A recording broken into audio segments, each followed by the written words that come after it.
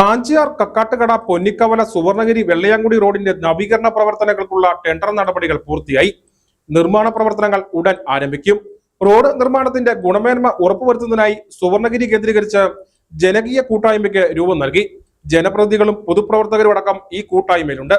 എല്ലാവരുടെയും നേതൃത്വത്തിൽ ഒരു ജനകീയ സർവേയും ഈ റോഡിന്റെ ഭാഗമായി നടത്തുവാൻ തീരുമാനിച്ചിട്ടുണ്ട്.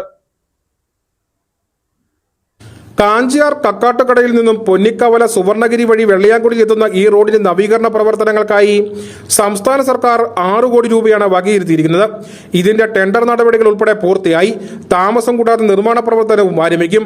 ഇതിനു മുന്നോടിയായാണ് ഈ റോഡിന്റെ നിർമ്മാണ പ്രവർത്തനവുമായി ബന്ധപ്പെട്ടുള്ള ഗുണമേന്മ ഉറപ്പുവരുത്തുന്നതിനായി സുവർണഗിരി കേന്ദ്രീകരിച്ച് ഒരു ജനകീയ കൂട്ടായ്മയ്ക്ക് രൂപം നൽകിയിരിക്കുന്നത്.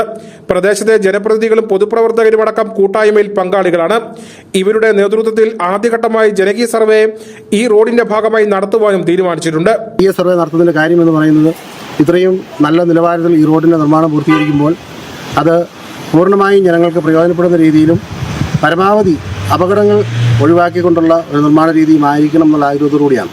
അതായത് പല അപകടകരമായ വളവുകളും ചില കയറ്റിറക്കങ്ങളും ഒക്കെ ഒന്ന് പുനഃക്രമീകരിച്ചു പോയില്ല എങ്കിൽ ഈ നല്ല നിലവാരത്തിൽ നിർമ്മിക്കുന്ന റോഡ് പിന്നീട് വാഹന അപകടങ്ങൾ കാരണമാകുന്ന അത് ഒഴിവാക്കിയതോടുകൂടി PWDയുമായി സഹകരിച്ച് അവരുടെ നിർദ്ദേശമനുസരിച്ച് PWDയുടെ സഹകരണത്തോടുകൂടി ഈ റോഡിന്റെ സർവേ പൂർത്തീകരിച്ച് നൽകിയാൽ 7 മീറ്റർ വീതിയിലാണ് ഈ റോഡിന്റെ നിർമ്മാണം നടക്കുന്നത്.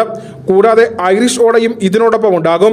റോഡ് നവീകരിച്ചതിന് ശേഷം വാഹനാപകടങ്ങൾ ഈ പാതയിൽ ഉണ്ടാകാനുള്ള സാധ്യത മുൻനിർത്തി ഈ റോഡിന്റെ അലൈൻമെന്റിൽ കൃത്യമായ രീതിയിലാക്കി റോഡ് നവീകരണം പൂർത്തിയാക്കാനുള്ള ശ്രമമാണ് ജനകീയ സമിതിയുടെ നേതൃത്വത്തിൽ ആലോചിക്കുന്നത്.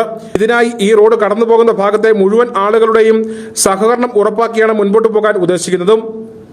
News bureau, Kattappana.